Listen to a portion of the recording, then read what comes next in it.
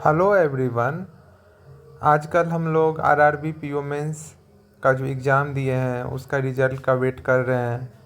और IBPS PO का भी एग्ज़ाम हो चुका है तो उसका भी रिज़ल्ट आने वाला है। तो आरआरबी पीओ मेंस का रिज़ल्ट कब आएगा ये कुछ कहा नहीं जा सकता है। मुझे लगता है कि वो 1 से 2 दिन में आएगा रिज़ल्ट।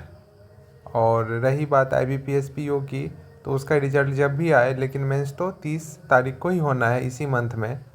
तो हम लोग को चाहिए क्या कि आरआरबी पीओ मेंस के लिए जिनका अटेम्प्ट अच्छा है और जिन्हें कॉन्फिडेंस है कि उनका एग्ज़ाम क्लियर हो जाएगा, उनको इंटरव्यू और आईबीपीएस पीओ मेंस दोनों को साथ साथ लेके चलना चाहिए।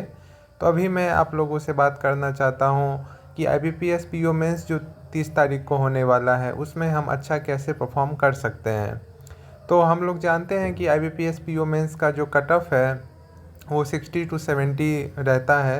हर एक बार करीब करीब 3 या 4 या 5 सालों से भी कहा जाए तो इतना ही रहता है, 70 के अप्रॉक्स रहता है। लास्ट ईयर तो और भी कम था क्योंकि लास्ट ईयर का लेवल भी बहुत अच्छा था। तो हमें फिर भी बहुत अच्छा तैयारी करना होगा जिससे कि हमारा एग्ज़ाम क्लियर हो सके, और जितना भी कट ऑफ हो उससे मिनिमम 10 to 15 मार्क्स ज़्यादा हमें अचीव करना होगा, जिससे इंटरव्यू अगर हमारा एवरेज भी जाता है तो भी हम फाइनल सिलेक्शन लेने में कामयाब हो पाएँ। तो जो भी सेक्शन आता है हम लोगों को पता है, उसमें से एक सेक्शन जो है जीए सेक्शन, वो हम लोगों के लिए काफ़ी डिफ़िकल्ट हो जाता है। जैसे आप लोगों को याद होगा कि 2021 में जो हुआ था आईबीपीएस पीओ मेंस, उसमें जीए बहुत डिफ़िकल्ट पूछा गया था। फिर 2022 में जो हुआ था उसमें जीए उतना डिफ़िकल्ट नहीं था, और फिर 2023 में भी डिफ़िकल्ट था। तो 2021 का जो जीए था वो बहुत डिफ़िकल्ट था। 3 to 4 मार्क्स स्कोर करना भी काफ़ी मुश्किल था। तो इस बार भी कुछ कहा नहीं जा सकता है। तो लेकिन हमें जो तैयारी है जीए की वो बहुत अच्छी रखनी चाहिए, और हमें हमारा टारगेट होना चाहिए कि 15 to 20 मार्क्स जीए में अचीव कर पाएँ, जिससे कि हमारा फाइनल सिलेक्शन हो जाए। और क्वांट और रीजनिंग में अगर 2-4 नंबर कम भी हम स्कोर करते हैं तो जीए से मेकअप कर ले। ये बोलना तो आसान है लेकिन करना बहुत मुश्किल है, लेकिन असंभव नहीं है। तो हम ये कर सकते हैं क्योंकि हम जानते हैं कि पीओ मेंस जो है उसमें जीए जो पूछा जाता है वो मैक्सिमम 3 to 4 मंथ का ही पूछा जाता है। हम सब ने बहुत से जो एस्पिरेंट हैं उन्होंने आरआरबी पीओ मेंस दिया था। तो आरआरबी पीओ मेंस और आईबीपीएस पीओ मेंस में एक डिफरेंस ये है जीए सेक्शन में कि आरआरबी पीओ मेंस में बहुत पीछे का भी जीए पूछा जाता है, लेकिन मेरा जो अनुभव है, मैंने जो एग्ज़ाम दिया है, तो आईबीपीएस पीओ मेंस में ऐसा नहीं देखा जाता है। आईबीपीएस पीओ मेंस में अगर ढंग से 3 मंथ का भी जीए अगर प्रिपेयर कर लिया जाए तो 15 मार्क्स स्कोर किया जा सकता है। तो आईबीपीएस पीओ मेंस अगर 30 तारीख को है तो इसके लिए हमें जीए जो है वो जुलाई, अगस्त, सितंबर और अक्टूबर बहुत अच्छा से प्रिपेयर करना चाहिए। 4 मंथ का हमें प्रिपेयर करना चाहिए, और जिनका प्रिपरेशन पहले से भी है वो अगर 6 मंथ का कर ले तो बहुत अच्छा है। लेकिन जिन लोगों ने पहले जीए प्रिपेयर नहीं किया है, अभी वो प्रिपेयर करना चाहते हैं, तो मैं उन्हें बोलूँगा कि 3 to 4 मंथ जो है बहुत अच्छा से प्रिपेयर करें।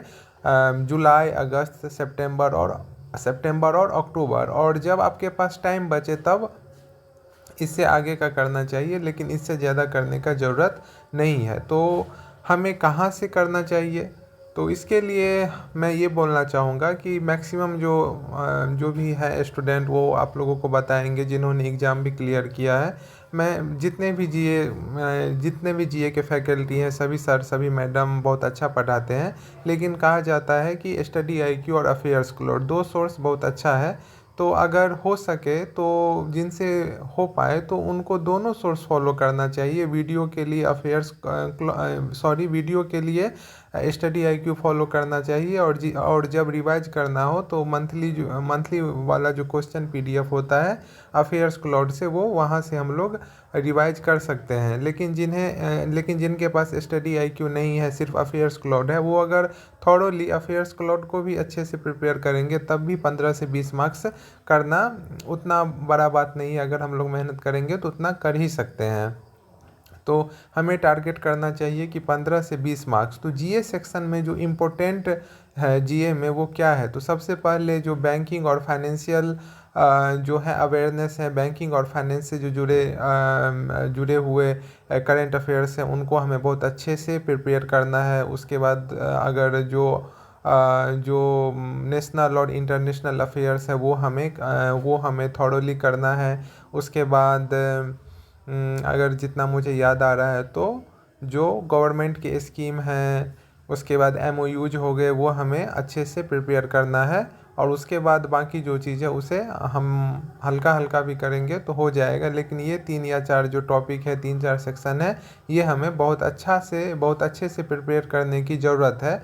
मैं एक चीज़ बोलना चाहूँगा कि आजकल जैसे आप लोग भी देखते होंगे जब भी करंट अफेयर्स पढ़ते हैं तो GDP का जो आता है प्रिडिक्शन की कितना से ग्रो करेगा ये अब उतना इम्पोर्टेंट नहीं है तो हम इसे स्किप भी कर सकते हैं। सिर्फ 2 या 3 जो संस्था है वो जो अपना देते हैं तो उनको हमें ध्यान में रखना है। एक तो हो गया RBI और दूसरा हो गया NSO। तो RBI और NSO का जो भी होता है अनुमान की कितना GDP ग्रो करेगा ये हमें ध्यान में रखना है। और बाकी जो संस्था है अगर वो हम उतना नहीं भी उस पर ध्यान देते हैं फिर भी हमारा काम हो जाएगा। हाँ, तो मुझे नहीं लगता है कि इससे क्वेश्चन आएगा लेकिन सेफर साइड के लिए एक बार हम पढ़ सकते हैं।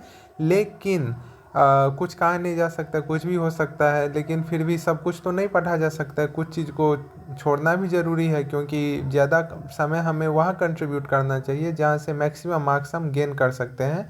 तो इसी तरह से जीए में हमको करना चाहिए। और एक चीज़ मैं आपको बोलना चाहूँगा कि जीए आप किसी भी सोर्स से करें, आप अफेयर्स क्लाउड से करें, आप स्टडी IQ से करें या कपिल काठपाल सर से करें या आशीष गौतम सर से करें, जहाँ से भी करें, लेकिन क्विज लगाना बहुत ज़रूरी है। क्विज लगाने से क्या होता है कि हमें रिटेन हो पाता है इन्फॉर्मेशन। नहीं तो क्या हो जाता है कि अगर हम क्विज नहीं लगाते हैं और सीधे एग्ज़ाम में जाते हैं PDF पढ़ के या किसी सर मैडम का वीडियो देख के, तो हमें लगता है कि ये पढ़ा हुआ तो है लेकिन कन्फ्यूजन हो जाता है। तो ये कन्फ्यूजन कैसे दूर होगा? ये कन्फ्यूजन दूर होगा जब हम क्विज लगाएंगे, तो क्विज से ये कन्फ्यूजन दूर हो पाएगा।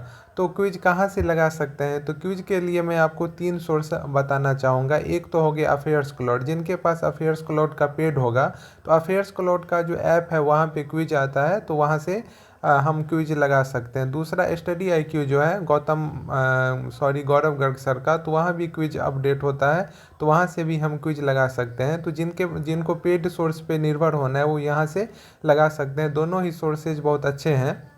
लेकिन जिनके पास अफेयर्स क्लाउड और स्टडी IQ नहीं है उनके लिए भी एक बहुत अच्छा सोर्स है, वो है प्रैक्टिस मॉक PM में वीकली क्विज आता है। एक वीक का 2 क्विज आएगा और 50-50 क्वेश्चन होता है। तो वहाँ से अगर हम क्विज लगाते हैं तो ये काफ़ी बेनिफिशियल रहेगा। तो रिजल्ट जब भी आए, रिजल्ट का इंतज़ार हमें नहीं करना है क्योंकि आप लोगों को पता है कि जैसा अभी IBPS का शेड्यूल रहा है वो ऐसा हो सकता है कि PO में से 7-8 दिन पहले ही बस रिजल्ट दे। तो 7-8 दिन में हम क्या ही कर पाएंगे? तो अभी जो है वो सफिशिएंट टाइम है, 20 से अधिक दिन है। तो हम चाहें तो करंट अफेयर्स को अच्छे से प्रिपेयर कर सकते हैं। तो मैं यही बोलना चाहूँगा कि PO मेंस के लिए हमें प्रिपेयर करना चाहिए और रिजल्ट जो भी हो वो तो जो होगा वो होना ही होगा। और अगर हमारा PO प्री क्लियर होता है तो हम लोग PO मेंस देंगे। लेकिन अगर PO प्री क्लियर नहीं होता है तो हम जो ये करंट अफेयर्स में मेहनत करेंगे ये हमारा बेकार हो जाएगा क्या? नहीं, बिल्कुल नहीं बेकार होगा। क्योंकि आप लोगों को पता है कि UIICL जो है AO वो भी नोटिफिकेशन आया हुआ है और 14 दिसंबर को उसका भी एग्ज़ाम है। तो आप जानते हैं कि AO कितना बड़ा पोस्ट है। बहुत से लोग हैं, बहुत से जो हमारे सर लोग हैं वो लोग बोलते हैं कि AO जो है वो PO से भी अच्छा है। तो हम जो यहाँ करंट अफेयर्स पढ़ेंगे वो PO में हमें आसानी से काम आ जाएंगे। और PO के लिए जो हम करंट अफेयर्स पढ़ेंगे वो UICL AO में ज़रूर हमारा काम आएगा। तो हमें ये आराम से करना चाहिए और PO मेंस के लिए हमें प्रिपेयर करना चाहिए।